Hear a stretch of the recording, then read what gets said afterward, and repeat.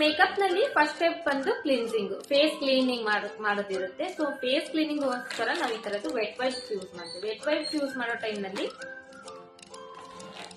So ಇದಕ್ಕೂ ಒಂದು method ಇರುತ್ತೆ. ಸೊ ಹೆಂಗೋ ತಗೊಂಡು ಹೆಂಗೋ ಯೂಸ್ ಮಾಡೋದಲ್ಲ, ಇದಕ್ಕೂ ಒಂದು ಮೆಥಡ್ ಇರುತ್ತೆ. ಈ ಮೆಥಡ್ ನಲ್ಲಿನೇ ನಾವು ಇದನ್ನ ಮಾಡಬೇಕು.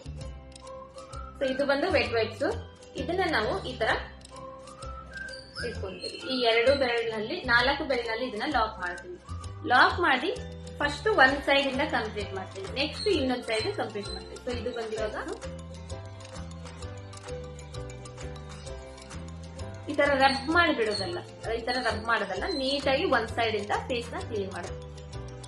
ನೋಸ್ ಏರಿಯಾ, ಲಿಪ್ಸ್ ಸೈಡ್ ಸ್ವಲ್ಪ ಡ್ರೈನೆಸ್ ಜಾಸ್ತಿ ಇರುತ್ತೆ. ಸೊ ಹಂಗಾಗಿ ಲಿಪ್ಸ್ ಸೈಡ್ ನೀಟಾಗಿ ಫೇಸ್ ಕ್ಲೀನ್ ಮಾಡಬೇಕು. ಈ ಕಡೆ ಸೈಡ್ ಆದ್ಮೇಲೆ ನೆಕ್ಸ್ಟ್ ಈ ಕಡೆ ಸೈಡ್. ಫುಲ್ ಫೇಸ್ ಎಲ್ಲ ಈ ತರ ರಬ್ ಎಲ್ಲ ಮಾಡ್ಬಿಡಬಾರ್ದು, ನೀಟಾಗಿ ಈ ತರ ಕ್ಲೀನ್ ಒಂದ್ ಸೈಡ್ ಇಂದ ಕ್ಲೀನ್ ಮಾಡ್ತೀವಿ. ನೋಸ್ ಏರಿಯಾ, ಈ nose area, forehead full face ಆದ್ಮೇಲೆ ಈಗ ಸ್ವಲ್ಪ ನಿಮ್ಗೆ ಡ್ರೈ ಅನ್ಸಿದ್ರೆ ಮತ್ತೆ ಈ ತರ ಇನ್ನೊಂದು ಫೋಲ್ಡ್ ಮಾಡ್ಕೋಬೇಕು. ಫೋಲ್ಡ್ ಮಾಡ್ಕೊಂಡು ಇಲ್ಲಿ ಇವಾಗ ವೆಟ್ ಇರುತ್ತಲ್ಲ ಇಲ್ಲಿ ತಗೊಂಡು ನಾವು ಮತ್ತೆ